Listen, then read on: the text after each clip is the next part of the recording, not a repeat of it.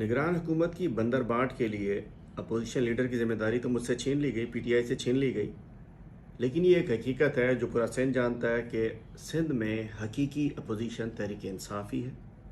और अपोजिशन का मतलब है कि जो गलत हुकूमत के जो गलत काम होते हैं या जो रॉन्ग डूइंग्स होती हैं उसको हाईलाइट करना अपोजिशन हमारी जिम्मेदारी थी।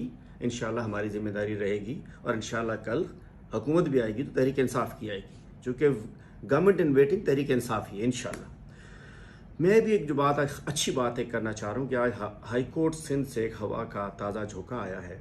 2019 में पुलिस ऑर्डर 2019 आया था जिसकी आप सब पूरे सिंध के लोग गवाह हैं।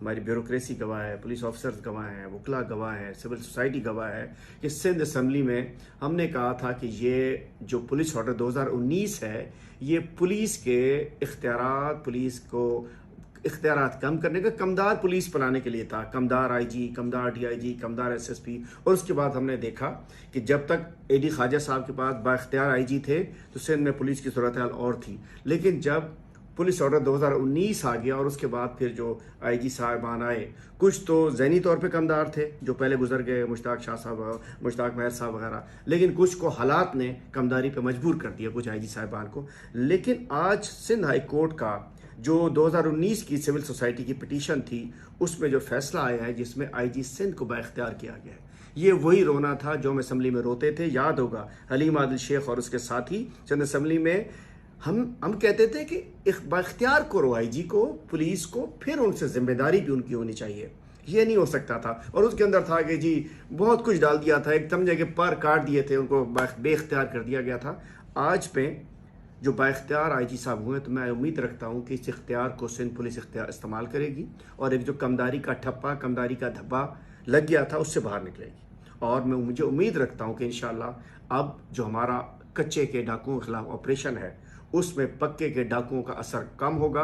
और उम्मीद है पुलिस आज़ादी से अपने अच्छे ऑफिसर्स को, प्रोफेशनल ऑफिसर्स को तैनात कराकर, मुझे उम्मीद है कि इंशाल्लाह कच्चे में जो डाकुओं से ऑपरेशन है वो बढ़ेगा। मुझे उम्मीद है कि कराची और जो हैदराबाद वगैरह में भी चुन चुन के दूसरे एसएसपी भेजे जाते थे धंधे वाले, उम्मीद है उनकी जगह जान छुड़ाकर प्रोफेशनल ऑफिसर्स को लगाया जाएगा, अच्छे कैरियर रखने वालों को, ताकि ये जो टारगेट किलिंग, कल क्या कुछ हम शहरों में देख रहे हैं, सरेआम डिफेंस के ऊपर अबड़ो साहब के फैमिली पे गोलियां मार दी, कोई रोकने वाला नहीं।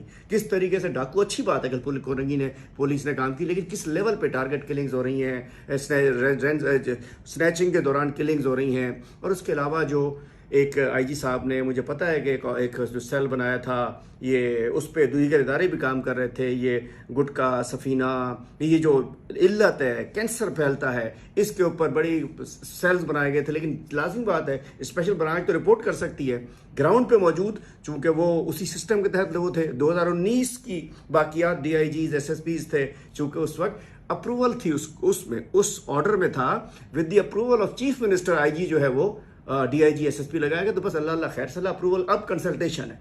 तो मैं समझ सकता हूँ आज सिंध हाई कोर्ट का जो ऑर्डर आया है जिसमें आईजी सिंध को बाइख्तियार किया गया, आईजी को कोई भी होता है, अब आईजी साहब को, उनके डीआईजी साहबान को चाहिए कि अब वो वक्त है कि पुलिस अपना वकार बहाल करे। हम खामखा नहीं पीछे लगते, हमारा कोई झगड़ा नहीं होता, लेकिन जब वो पुलिस कमदार बन जाती है तो फिर तो आता है, पत्थर आता है। जब वो कुछ गंदगी होती है तो छींटे भी उड़ते हैं। हम चाहते हैं कि पुलिस एक आज़ाद हैसियत में सिंध में अमन अमान की बहाली में, कराची में ये जो किलिंग से न जान छुड़ाने के लिए, डाकुओं से जान छुड़ाने के लिए, ये जो मंशियात हैं, साइड लाइन मंशियात, गुटका, सफीना, सो एंड सो जो कि पुलिस के अफसरान खुद चलाते हैं, उनसे, और जो जहाँ कब्ज़ों में, भत्तों में, सब में जो पुलिस की इन्वॉल्वमेंट है, मुझे उम्मीद है कि जब आईजी का टेन्योर भी सिक्योर कर दिया गया है, 3 साल का टेन्योर आईजी को बाख्तियार भी किया गया है, तो आईजी साहब हमें उम्मीद है कि सिंध के अवाम अब एक नई पुलिस देखेंगे। और अदलिया ने जो आज मेहरबानी की है कि आपको एक बहुत बड़े एक वो प्रेशर था आपके ऊपर, उससे आज़ादी दिलाई है, अब वो आज़ादी हम सिंध के अवाम को ग्राउंड पे नज़र आनी चाहिए, अमन व अमान की सूरत में, वो खा कच्चे में हो, पक्के में हो। और तमाम जो मामलात हैं जिसमें पुलिस की बदनामी हो रही थी, उम्मीद है कि सिंध पुलिस एक नेकनामी में आगे बढ़ेगी। और मैं सिविल सोसाइटी जिन जिन लोगों ने केसेस किए उनका शुक्रगुजार हूँ। वकील फैसल सिद्दीकी साहब और दीगर वकला जिन्होंने इस केस को परसू किया उनका शुक्रगुजार हूँ। और जिन जिन लोगों की ख्वाहिश थी हमारी असम्बली में, जिन्होंने मेरा उस वक्त साथ दिया था कि पुलिस ऑर्डर 2019 पुलिस को पर काट कर अपना गुलाम बनाने की, कमदार बनाने की साजिश है, आज उससे आज़ादी मिली है। उम्मीद है कि हमें इसके अच्छे असरात भी देखेंगे।